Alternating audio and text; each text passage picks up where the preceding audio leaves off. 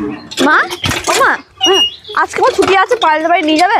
দেখ শোনা, তোর তো ছুটি আছে, আমার তো ছুটি নেই, আমার প্রচুর কাজ। এনে এনে ফোনটা নে, ফোন নিয়ে একটু দেখ, যা যা চলে যা।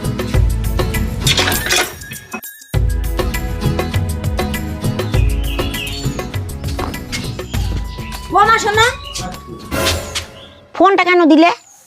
আজকে তো ছুটি ছিল, তুমি একটু ঘুরিয়ে আনতে পারতে। ফোনটা একটু নিচে দাও, নাহলে সারাদিন আমাকে জ্বালাবে, আমার কাজ করতে দেবে না। ওর তো ছুটি আছে, আমার তো ছুটি নেই। আরে চোখটা তো খারাপ হয়ে যাবে এত মোবাইল দেখলে। ওসব ফালতু কথা, একটু মোবাইল ঘাটলে কিচ্ছু হয় না। বাবা, বাবা, হ্যাঁ আজকে খুব গরম পড়েছে, আইসক্রিম কিনে দাও না বাবা।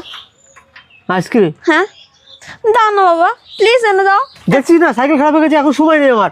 এটা নে, ফোনটা নে গা, নে দিয়ে ঘাট গা। কি রে, সোনার হাতে ফোনটা দিয়ে দিলি তুই? কি করবো বলো বাবা, না দিলে মাথা খারাপ করে দিত। আইসক্রিমটা কিনে দিতে পারতিস, ফোনটা দিলি কেন? নাহলে আমাকে বলতে পারতিস। মোবাইলটা দিলাম তো, অসুবিধা কোথায়?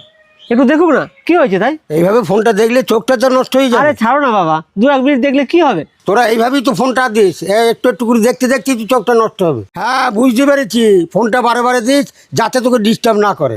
আরে বাবা, এটা তো সামান্য জিনিস, এইটুকুর জন্য কেমন এরকম করছো? এটা তো সামান্য জিনিস নয়, চোখটা নষ্ট হলে কি হবে? আরে কিছু হবে না, ছাড়ো তো। প্রথম কথা, নষ্ট হবে না, আর যদি নষ্ট হয় আমি রেখে নেবো। বাবা, হ্যাঁ, আমার না চোখটা খুব মানে কেমন ব্যথা ব্যথা করছে। হাত দিও না শোনো, হাত দিও না, হাত দিও না। আর ডাক্তারবাবু মানা করেছে কিন্তু, হাত দিও না। ও ওষুধ দিলে সব ঠিক হয়ে যাবে। ওষুধ কি ডাক্তারবাবু কি বললো মেয়েটার চোখের ব্যাপারে? হ্যাঁ বাবা, ডাক্তারবাবু বললেন অতিরিক্ত মোবাইল দেখার ফলে চোখের রেটিনার সমস্যা হয়েছে, আর একটা ড্রপ দিয়েছে, আর একটা কতগুলো টেস্ট দিয়েছিল, টেস্টটা করাতে হবে। তাই কী করবো বাবা বুঝতে পারছি না। আজ কেন মন খারাপ করছিস? তখন বারবার বলেছি ফোন দিবি না দিবি না, আর তোরা কি ভেবেছিলি বাচ্চার হাতে মোবাইল দিলেই বাচ্চা শান্ত হয়ে যাবে? তোর বাবা আর আমি সমানে বলে গেলাম যে ফোনটা দিবি না, তবু তোরা ফোন দিয়েছিস।